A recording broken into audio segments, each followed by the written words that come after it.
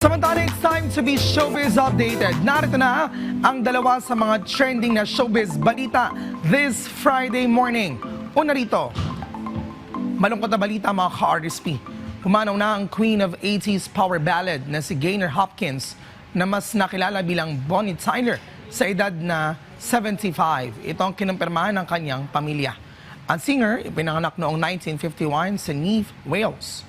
Nagsimula siyang kumanta habang nagtatrabaho sa grocery at kalaunan ay napansin na isang talent scout. Nag-umpisa ang kanyang karera noong 1970s. Naging malaking hit niya ang It's a Heartache noong 1978 at Untold Eclipse of the Heart.